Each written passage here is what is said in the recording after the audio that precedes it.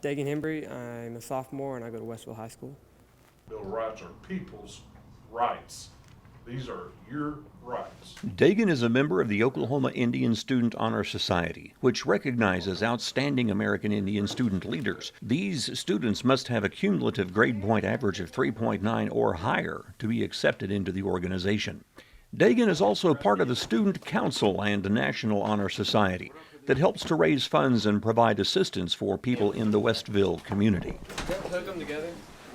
Dagan is very studious, very conscientious of his grades, of his behavior. He doesn't want to get in any kind of trouble, kind of quiet and unassuming, but yet he has he's a hard worker, very reliable, dependable. You can trust, him. If you give him something to do, he'll get it done.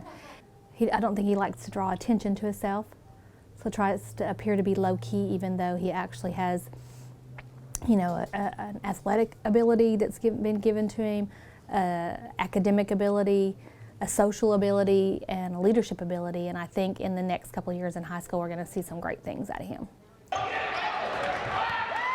Dagan is heavily involved in several sports activities as well.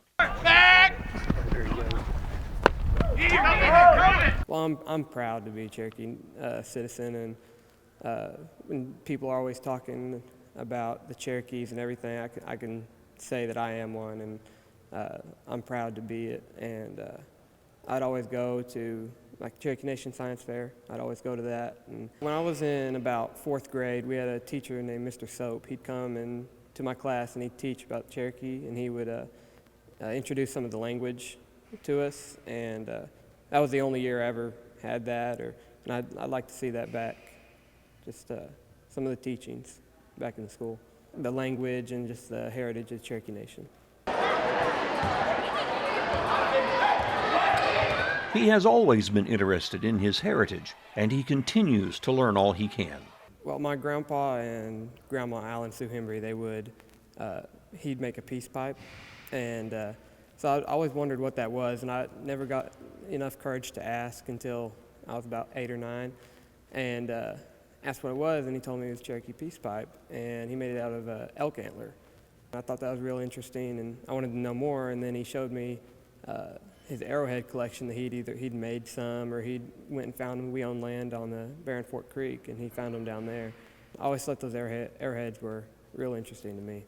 So I would go and look for them with my grandpa and my dad, and my dad would always explain to me on how they made them and how life was, and my grandpa would explain on how he made arrowheads, and I watched him make a lot of them, and it was real interesting.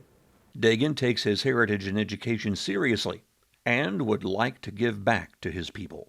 I'd like to be a sports medicine doctor in some area in the medical field, and I'd like to either work at Tahlequah or have a Cherokee Nation influence Cherokee Nation through my work. I recently found out that I was a direct descendant of Chief John Ross. He'd be my 5th great grandpa, and I learned that just probably 3 months ago, and I was really excited about that. I mean, I'd always learned about him, Trail of Tears and everything, and I just thought he was a historical figure in the Cherokee Nation, and now he's my grandpa, and I'm proud of that. My grandma, who is also Cherokee, her mom was his great-great-granddaughter. We were surprised. I mean, we didn't have any thought, and so that was a big shock to us, but we're proud.